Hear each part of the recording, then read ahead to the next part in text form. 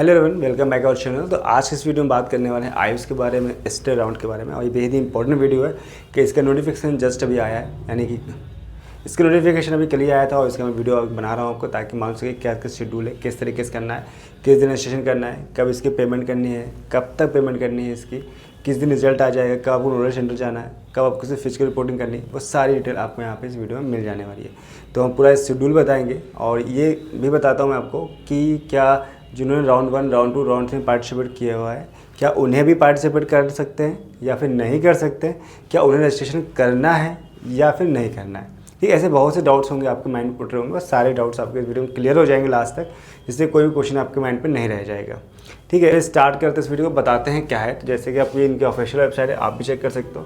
फिलहाल तो मैंने ऑलरेडी इसको ओपन कर रखा है। ठीक है, तो जैसे कि इनकी ऑफिशियल वेबसाइट यूपी काउंसलिंग जो है, यहाँ पे ओपन करेंगे तो इनका नोटिफिकेशन आपको यहाँ पे दिख जाएगा, क्या शेड्यूल है, कि आपको रिपोर्टिंग करानी है। तो ये सब इनके यहाँ पे आ चुका है। ये इनका स्टे राउंड 1 का शेड्यूल आ चुका है। ठीक है, तो अब जो इनका शेड्यूल जो है इसे ओपन कर लेते हैं। तो इनका मैंने जो ओपन करके बताया हुआ है, देखिए कि ध्यान से क्या इनका शेड्यूल है, क्या इनकी कंडीशन है, जहाँ पर इसको आप यूज़ कर सकते हैं। तो ये है इनका यूपी आयुष काउंसलिंग 2025 के स्टे राउंड 1 की बात कर रहे हैं, जहाँ ऑनलाइन काउंसलिंग की समय सारणी दी गई है, यानी पूरा इनका प्रोसेस क्या क्या है।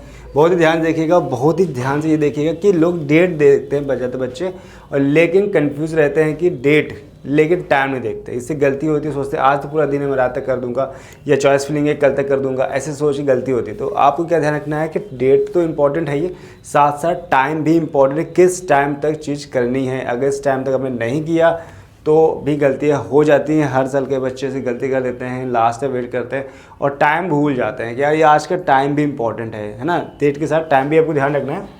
तो यहाँ पे जो इनका ऑनलाइन जो इनका स्टार्ट हो रहा है, ऑनलाइन पंजीकरण, ऑनलाइन रजिस्ट्रेशन स्टार्ट हो रहा है, वो 11/11/2025 को स्टार्ट होगा दोपहर के 1 बजे से, यानी कल से स्टार्ट हो जाएगा। और इसका जो टाइमिंग रहेगा वो 13/11/25 तक आपको रजिस्ट्रेशन कर लेना है, शाम को 6 बजे तक। यानी अब यहाँ पे कौन कौन कर सकता है, कौन नहीं, अभी जान लेते हैं। तो भाई जिन्होंने अभी तक राउंड 1, ठीक, और राउंड 2 या राउंड 3, ठीक, किसी में भी एडमिशन अगर मिल गया है, उनको एक कॉलेज मिल चुका है, तो वो इसमें पार्टिसिपेट नहीं कर सकते। कॉलेज में आपका यानी कि राउंड 3 जिन बच्चों को एडमिशन मिल गया था, भले ही उन्होंने कॉलेज में एडमिशन ना लिया हो, लेकिन कॉलेज मिल गया है, तो वो पार्टिसिपेट नहीं कर पाएंगे। ठीक, ध्यान रखिएगा। ठीक, इसके बाद अगर आपने कॉलेज लिया, कॉलेज मिला, अगर फिजिकल रिपोर्टिंग नहीं कराई थी आपने, तो आप एलिजिबल हो कि आप इसको रजिस्ट्रेशन कर सकते हो, एलिजिबल हो उस कंडीशन पे। तो कई सारी कंडीशन में दिन में बताता रहूँगा।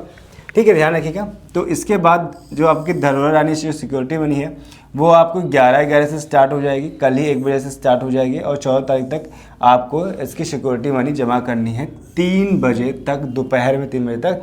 कितनी जमा करनी है यही मैं आपको बता देता हूँ। तो भाई सिक्योरिटी मनी आपको सभी को पता है कि 2 टाइप की जमा होती है, एक गवर्नमेंट पे बेस पे और एक प्राइवेट बेस पे होता है।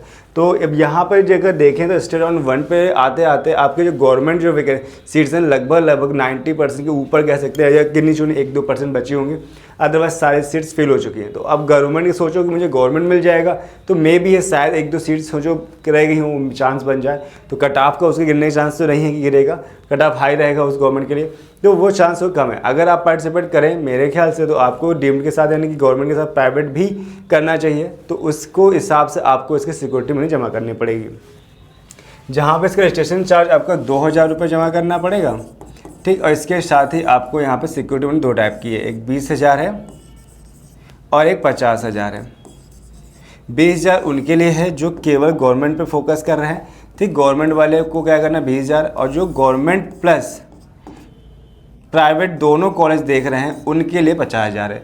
तो मैंने जैसे आपको बताया कि गवर्नमेंट के तो नाम पे लगभग कॉलेज फिल हो चुके हैं, आपको चांस नहीं है कि आपको मिलेगा।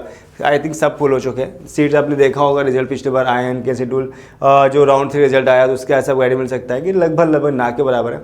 और सीट मैट्रिक्स भी आई है और इसकी सीट मैट्रिक्स जल्दी आ जाएगी, तो आपको मालूम चल जाएगा कि क्या क्या चांस हैं इसमें।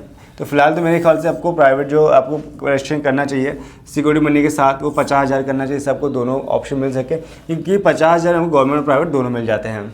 देन ऑनलाइन एप्लीकेशन सत्यापन जो भी इनका होगा प्रोसेस 13 से 14 के बीच में हो जाएगा। 2 दिन में से आपको कुछ नहीं करना, आपको सारी चीज़ यहाँ इसके बीच में ही कर देनी 14 तक।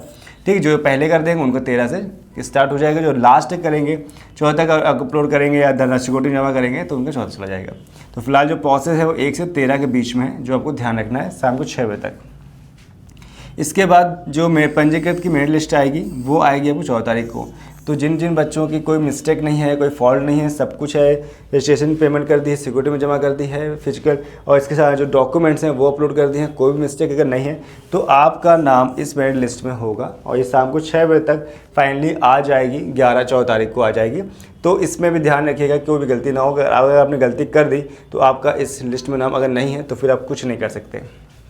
इसके ऑनलाइन चॉइस फिलिंग, अगर आपका नाम मेरिट लिस्ट में है तो आपकी चॉइस फिलिंग स्टार्ट हो जाएगी उसी 6 बजे के बाद से 14/11 को मेरिट लिस्ट प्रकाशन होने के उपरांत, जहां 16 तारीख तक आप 2 बजे तक आप अपनी चॉइस फिलिंग कर सकते हैं।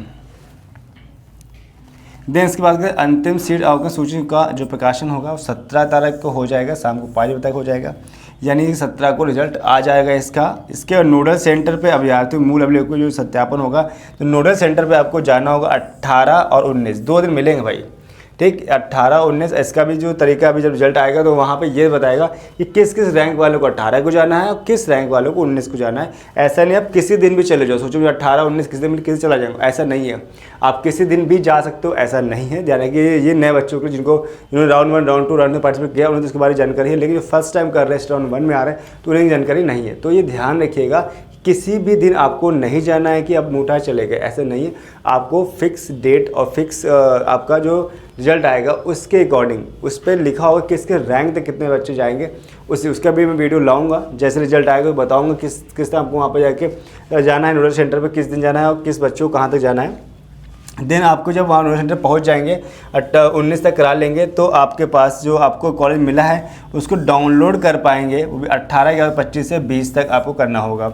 और इसके बाद आपको प्रवेश भी लेना होगा, यानी इसके आपके पास 18/11 से 20 यानी 3 दिन मिलते हैं, 18 19 20, जहाँ पर आपको एडमिशन भी लेना है और डाउनलोड करना। डाउनलोड कोई दिक्कत नहीं, यानी आप सारा प्रोसेस 19 तक कर लेते हैं तो आपको 18 से 20 प्रोसेस मिल जाता है, 19 20 2 दिन मिल जाएंगे। उनका भी 19 में है तो उनको 2 दिन मिल जाएंगे, जिनका 18 को ही था तो 18 19 20 3 दिन मिल जाएंगे।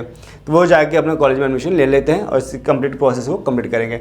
और जिनको कॉलेज मिलेगा इसमें वो सोचे इस राउंड 2, इसके बाद हो सकता है इस राउंड 2 पे मिल जाएगा और चांस है वो जाएगा क्योंकि इनका राउंड लगभग जो होगा कुछ सीटें रह जाएंगी तो राउंड 2 पे जाता है। हर साल जाते हैं 5 राउंड में है तो राउंड 1 राउंड 2 ऑलरेडी हो चुके हैं, इस राउंड 1 इस राउंड 2 तक होता ही होता है। तो उसके अकॉर्डिंग यहाँ पे जो आपको कॉलेज में सीट मिलेगी फिर उसको आप चेंज नहीं कर सकते और ना ही उसे अपग्रेड कर सकते हैं, यानी जो आपको मिला है उसी में सेटिस्फाई करना पड़ेगा।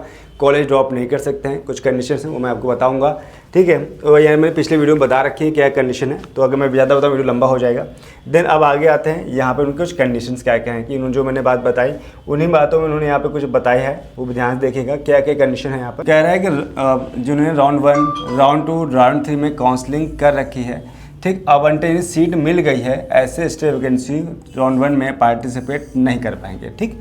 यानी राउंड 1 राउंड 3 किसी काउंसलिंग में भी अगर आपको कॉलेज मिल चुका है तो आप यहाँ पर नहीं पार्टिसिपेट कर सकते हैं।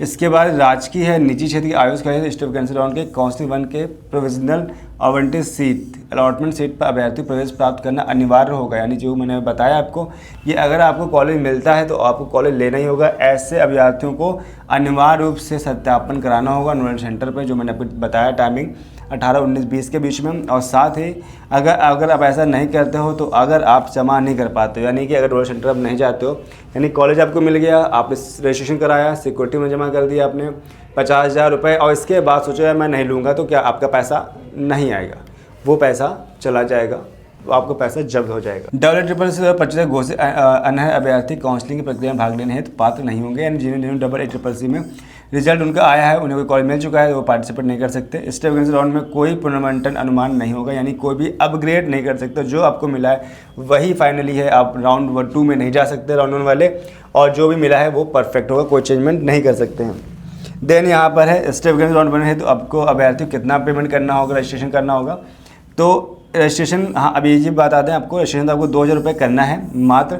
और इसके बाद ध्यान रखना है कि जिन्होंने अगर राउंड 3 वाले बच्चे या राउंड 1 वाले या राउंड 2 वाले कोई भी ऐसे बच्चे जिन्होंने, ठीक है, अपने आप को रिज़ाइन कर दिया था, यानी अपनी सिक्योरिटी मनी बचा ली है, उनका नहीं हुआ, ठीक है, अगर वो राउंड 3 में आना चाहते हैं, ठीक है, तो उन्हें रजिस्ट्रेशन फिर से करना होगा। ये मत सोचिएगा कि रजिस्ट्रेशन मुझे नहीं करना, रजिस्ट्रेशन आपको अगेन एंड दोबारा करना पड़ेगा, सभी को मैंडेटरी है। अगर नहीं करते तो फिर आपका प्रोसेस आगे नहीं जाएगा। इस भरोसे मत बैठे कि भाई मैंने राउंड 1 राउंड 2 कर रखा है तो मुझे नहीं करना, ठीक है। तो ऐसा मत करिएगा, आपको फिर से करना पड़ेगा अगर स्टेप में पार्टिसिपेट कर रहे हैं तो। इसके बाद प्रथम द्वितीय के चक्र में जिन्होंने पंजीकरण कराया हो गया होगा परंतु उन्हें कोई सीट आवंटित नहीं हुई है, तो यदि ऐसे अभ्यर्थी स्टेप कंसेप्ट में प्रवेश करना चाहते हैं तो उन्हें पुनः पंजीकरण कराए हुए 1000 रुपये मात्र पंजीकरण शुल्क अदा करना होगा।